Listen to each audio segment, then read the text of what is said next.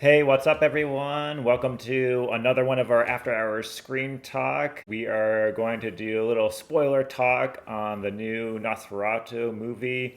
You can go check out our spoiler-free review on this channel. In this specific spoiler talk, we're going to focus on the character of Count Orlok, and particularly focus on the new look and design and treatment of the Count Orlok character. And going back to the original Count Orlok, played by Max Schreck in the 1922 movie. Of course, one of the most iconic horror figures and vampires in movie history. Count Orlok had that gaunt, skeletal, hairless appearance, very intimidating, very scary. The director of this Nosferatu, Robert Eggers, makes some bold swings and choices with Nosferatu's look here. So in this version, Nosferatu has more hair, boasts a mustache, looks rotten, like a rotting corpse. It still has that skeletal appearance, and the ears, the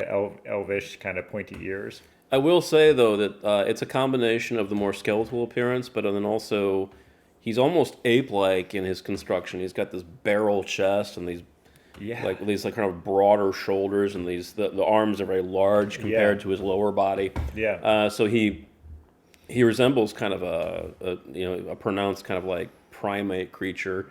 But you do, because of that, you get a sense of just how powerful he is. You feel like he could tear the Thomas Hutter character in two very easily. Yeah, he's tall too, like must be 7 feet or more. Well, he's made to look like a hulking monolith. He dwarfs every other character. The character is a combination of Nosferatu, the Count Orlok in the silent film, but then also as he's described in the book. The character in the book is far hairier than any of the representations of the character we get in movies that I'm aware of. So, for instance, in the book, his hands are hairy. He has this almost feral, wolfish kind of aspect, like he's returning into this sort of prior state of evolution. And he's not only just got a mustache, but he's got like this drooping kind of like Fu Manchu mustache. He's got long, straggly hair. You don't see that in this version. Other than the mustache, this is really still pretty much a hairless Count. But the mustache is striking because he does have a little bit of hair. A little bit right coming here. out, But nothing like that is described in the book. Yeah. The mustache is striking because we see Gary Oldman sporting a mustache in various guises as Count Dracula. But then in the final ultimate reveal of the character as Dracula or as Orlok, the major stylistic trope seems to be hairlessness, almost like he's this giant albino rat or something. Yeah, in the Coppola movie. The Coppola movie especially. We have it's interesting just what a striking visual feature the mustache is. It's where my eye is consistently drawn. If you take that off, then he would really resemble Max Schreck from the original movie. I think it's a great interpretation of the character. Eggers really goes all in on the relationship between the vampire and the plague. So his Orlok, his Nosferatu is a carrier of the plague in an overt way in the film. And the plague besets the city of Wisborg and starts to kill people. You see people in the streets suffering. You see corpses in the streets. You see rats everywhere. So the character is also distinct from the other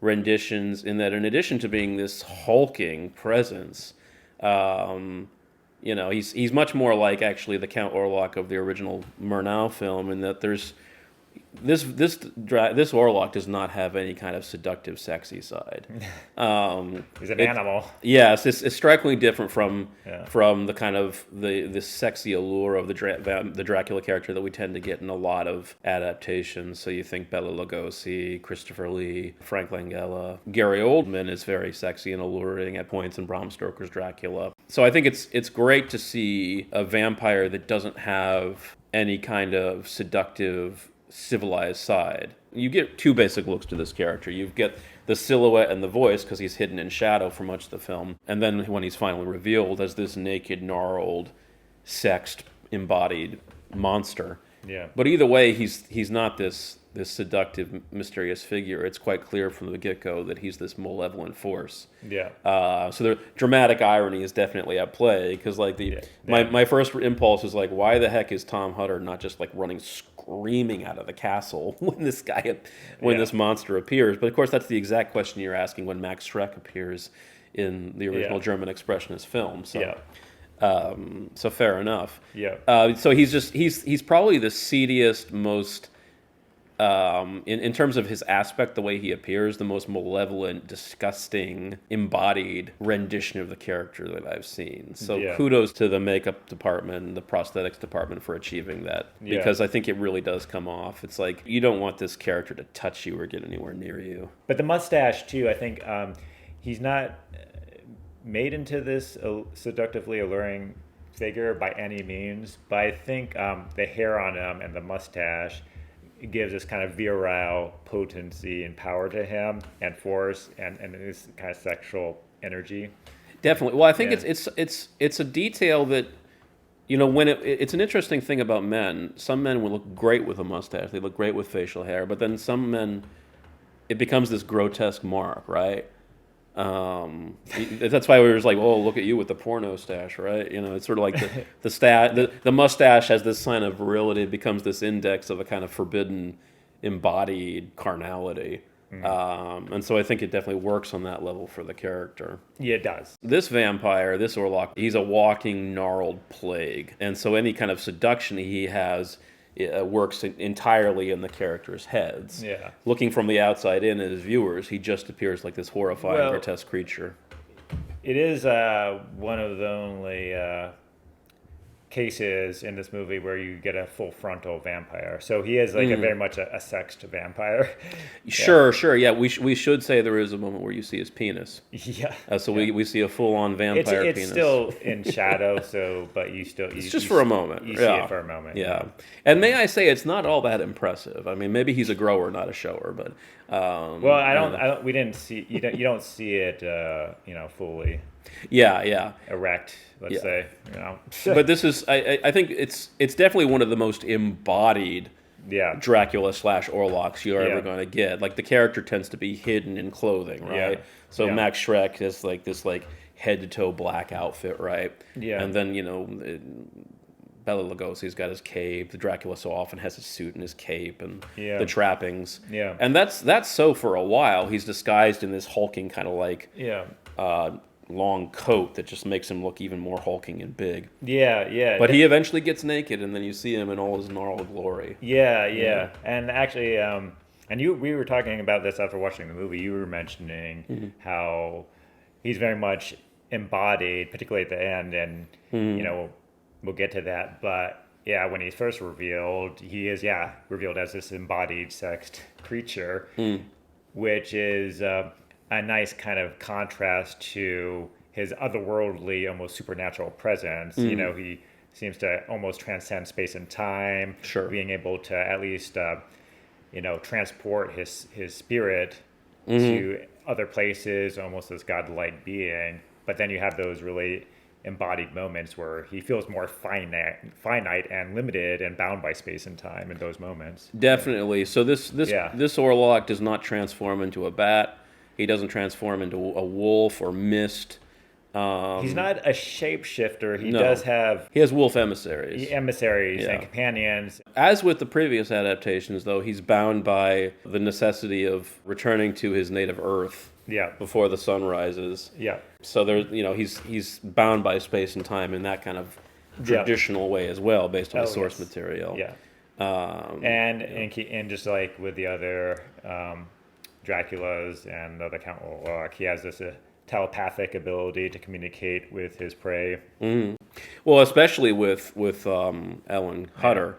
One of the things that I think, a story element that I think really is very much inspired by Bram Stoker's Dracula, Coppola's take on the source on the story, is that Ellen Hutter is linked to Nosferatu even before the major events of the story. So she is a character that is marked by loneliness, a melancholy. It's referred to as a melancholy in the film. She actually reaches out into the ether and tries to make contact, tries to find a remedy, and who she finds, of course, is Nosferatu.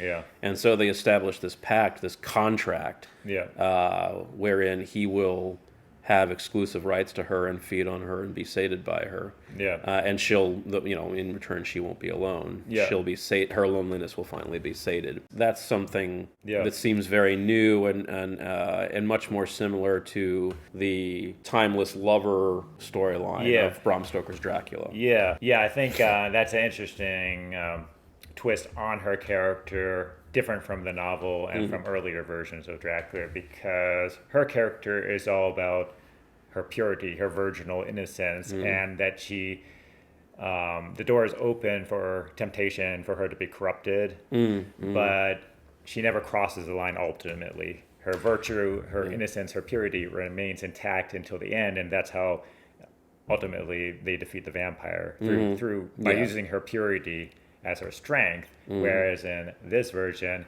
she's already been corrupted.